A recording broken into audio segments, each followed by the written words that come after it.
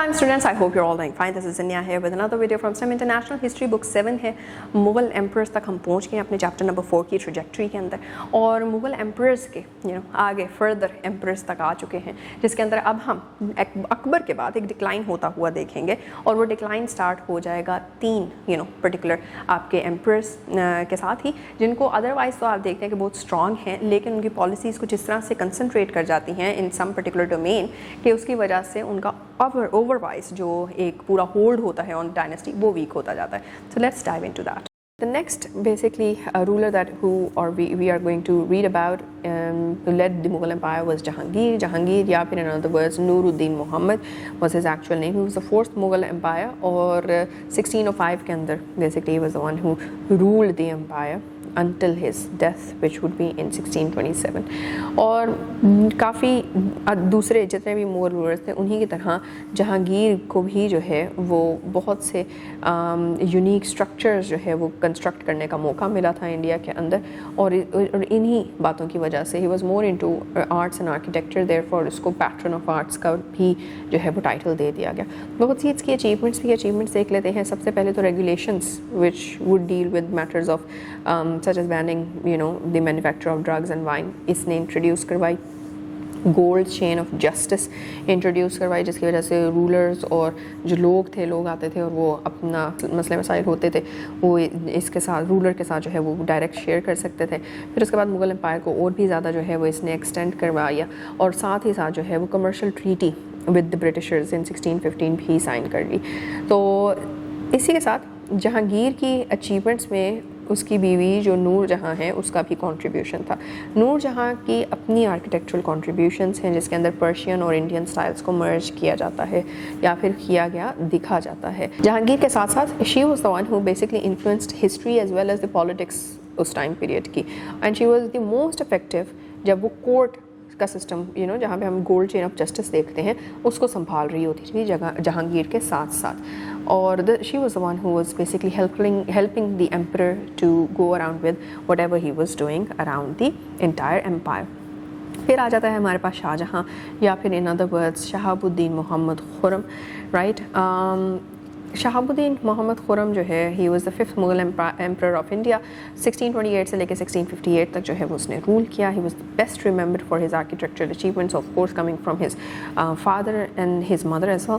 तो बहुत सी अचीवमेंट्स हैं जिसमें ताज महल आ जाता है, मोती मस्जिद है, रेड फोर्ट है दिल्ली में, उसके अलावा जामा मस्जिद है, फिर शालीमार गार्डन्स हैं, लाहौर फोर्ट के कुछ सेक्शंस जो हैं वो भी शाहजहाँ ने ही बनाए थे.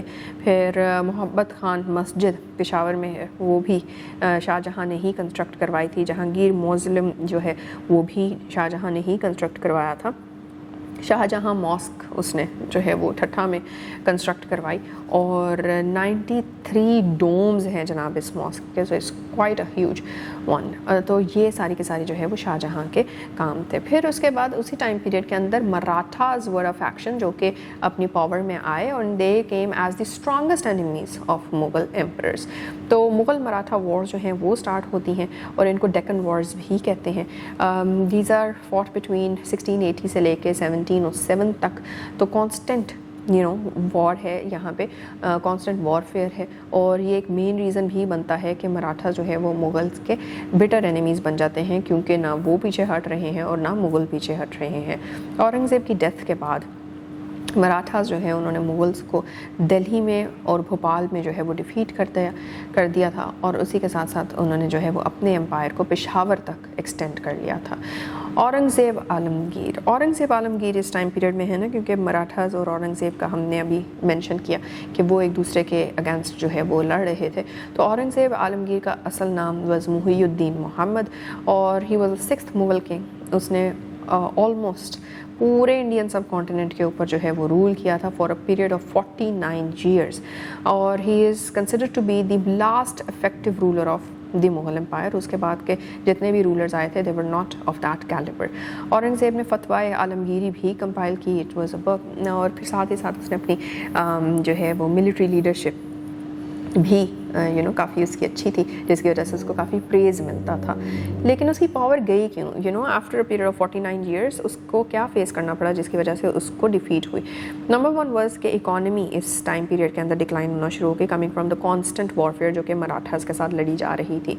मोर ओवर उसने फार्मर्स के ऊपर हैवी टैक्सेशन भी लेवी कर दी, जिसकी वजह से फार्मर्स या फिर जो इस तरह से जो तबके थे थोड़े जो सोशली अनइक्विप्ड तबके थे वो इसके अगेंस्ट होने लग गए। ऑफिशियल्स जो इसने रखे थे वो इनकॉम्पिटेंट होने लग गए। एंड देन रिलीजियस पॉलिसीज़ जो थी औरंगज़ेब की वो हर किसी के साथ दे weren't sitting well। फिर मिलिट्री वीकनेस भी स्टार्ट हो गई, बिकॉज इतने लंबे अरसे तक अगर आप लड़ाई लड़ते रहोगे ऑफ कोर्स आप थकोगे। उसके साथ नोबल्स इसके करप्ट होने लगे थे, क्योंकि सारे के सारा ध्यान तो इसका लड़ाइयों में चला गया था, अपने आप को मराठा के अटैक से बचाने में चला गया था, तो इसने नोबल्स के ऊपर क्या जो है वो इसका ध्यान रहना था। फिर सक्सेसर्स इसके जो अपने बेटे थे वो एक दूसरे के साथ लड़ाइयों में लगे रहे। So this was all about how the shift from Shah Jahan to Aurangzeb और फिर मराठास का as a faction which kind of came to weaken the whole strength and the hold of Mughal emperor in the Indian subcontinent. So this is for this particular video. जी जनाब, तो 3 particular emperors Jahangir, Shahjahan और आलमगीर, इन तीनों के बारे में हमने पढ़ा और ये भी देखा कि किस तरह से इनकी पॉलिसीज़ जो हैं वो रादर देन कि वो अपने गवर्नेंस स्ट्रक्चर को ज़्यादा बेहतर करते, वो आर्किटेक्ट के ऊपर आ गए, वो सॉफ्ट पावर के ऊपर आ गए, और इसकी वजह से वो जगह जिधर डाइवर्सिटी इंतहा से ज़्यादा थी और उधर केओस भी ज़्यादा होता ऑफ कोर्स, तो उस केओस को सस्टेन करने के या कंटेन करने के तरीके बनाने की जगह उन्होंने कहीं और अपनी एनर्जी लगा दी। And this is going to lead to the decline. और किस तरह से होगा इसको हम एक्सप्लोर करेंगे in the next video. So till then take care, अल्लाह हाफिज़।